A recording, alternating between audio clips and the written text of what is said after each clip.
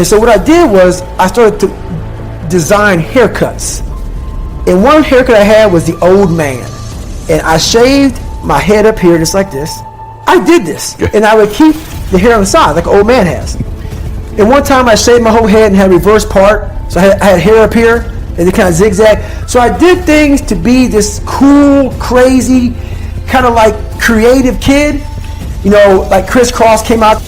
I was crazy, man. But I was a crazy cool kid in school. So I look in the fucking mirror, I see this letter, I'm fucked up, and I'm like, you know what, man, no one's coming to help me.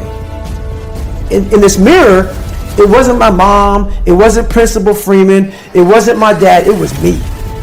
Because wasn't nobody coming back to fucking help David Goggins. That was my mindset now. And so with my non-spelling ass, I started getting these sticky notes and writing, you're fucked up. And my mom wakes up like, what is wrong with you? I go, man, I have to change because I can't stay here. I can't. I looked at myself in the mirror and I was defeated. I go, look at myself. I'm like, who am I? So I'm defeated in this mirror and I'm like, okay, I'm changing. I said, Mom, can we please get a tutor? So we can only afford $15 a week for a tutor. So I have 4 hours a month. Okay. 4 hours a month. I had a 4th grade reading level, man. 4 hours a month for 6 months. That's all I had. So this tutor did one thing for me, very big. But basically, she saw that I was slow, very slow, and couldn't retain shit. And I think she was joking. She says, you're going to have to write down everything 1,000 times for you to remember this. I took it as okay, roger that.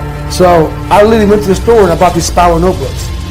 And I started literally writing down, let's say it's a math equation, the same fucking math equation over and over and over and over again. When it came to a paragraph comprehension, I couldn't read the fucking paragraph and then remember it. So we had like, I think 25 or 30 paragraph comprehension things. I had to write down the whole fucking thing, like a whole paragraph, and you don't have much time to take the fucking test. But that's how I learned.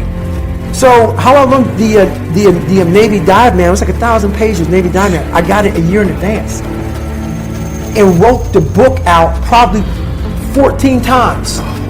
Like the Boyle's Law, Child's Law, Gay-Lussac's Law, Dalton's Law, all these laws, but over and over, the whole manual.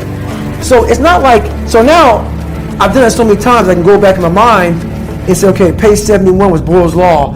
And I'm looking at it right now, and I remember writing it down so many times that it takes me to say, okay, I got it. And I can write it down almost verbatim so that's how I learned even to today. But the work ethic, people think I became this guy from running. No, I became this guy from fucking studying. I had to study for hours. What might take you an hour to learn, take me 2 days. So that's where, at the table, and my best friend Johnny remembers me like, God, you just changed. Something happened. I got obsessed. I gotta figure this out, man. I'm not going anywhere. I'm starting to lie. So when you have a messed up foundation, I started lying about everything. I wanted people to like me. I wanted to be accepted in some society of life, some social society. And I was like, man, this isn't the right way. I messed up here, I messed up here, I messed up everywhere. And so I realized the worst thing that happened to me is I lost myself. I never had myself. I never found myself. I had no self-esteem.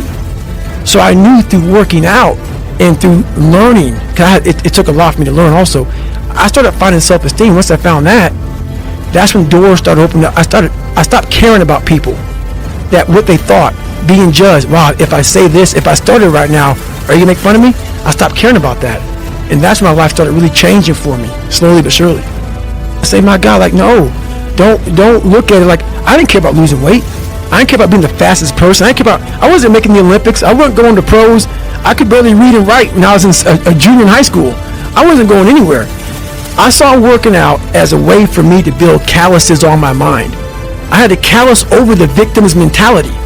So I watched these movies. I talked about Rocky last time I was on here. I always equated training to mental toughening. Like, it always looked brutal. People waking up early and doing all these things, and it looked horrible. I was like, wow, man, I gotta start doing that. not to get better, bigger, and stronger, but that is what's going to build me. That looks uncomfortable. That looks brutal.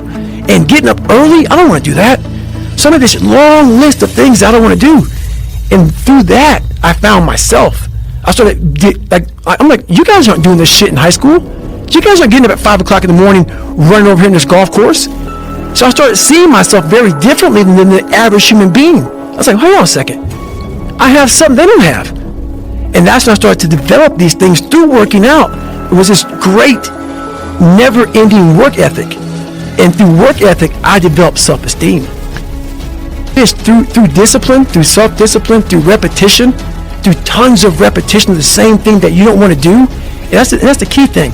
Through repetition of things you don't want to do, you develop mental, like an armor for your mind. You start to armor your mind, because your mind's like, okay, we suffer every day. That's what we do.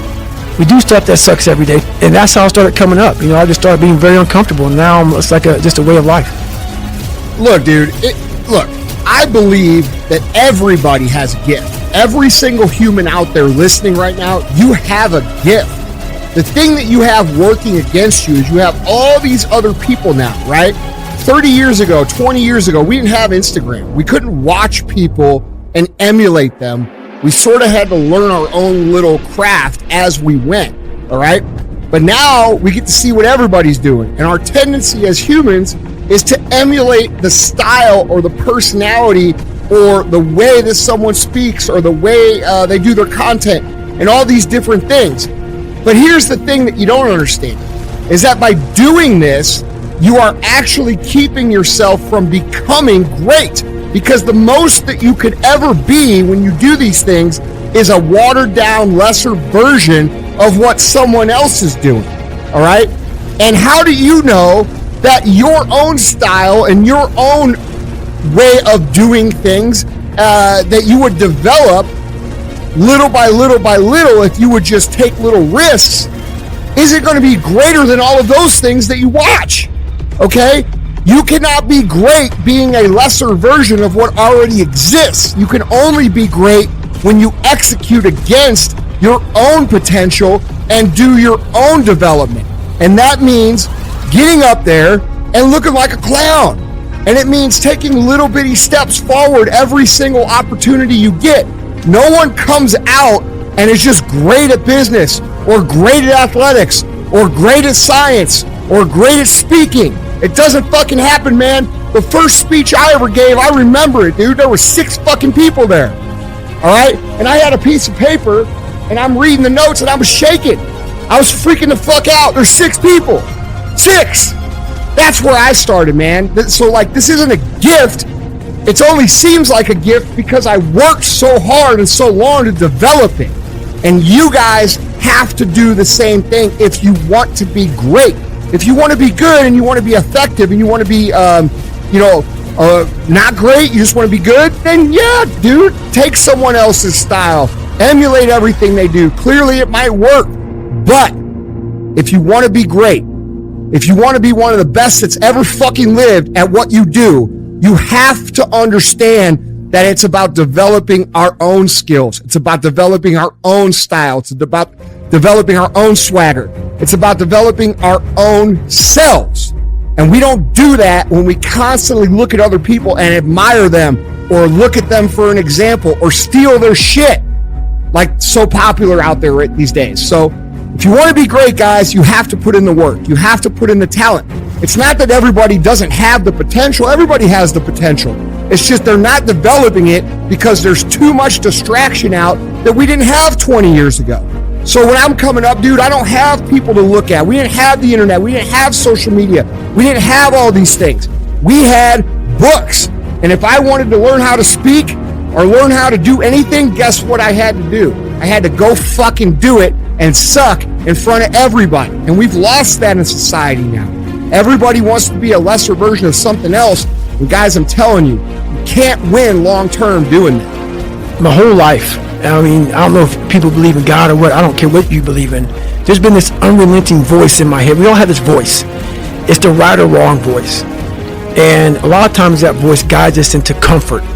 And my voice guided me into comfort a lot. But I have this other voice I heard my whole life. Say, hey, motherfucker, what are you doing?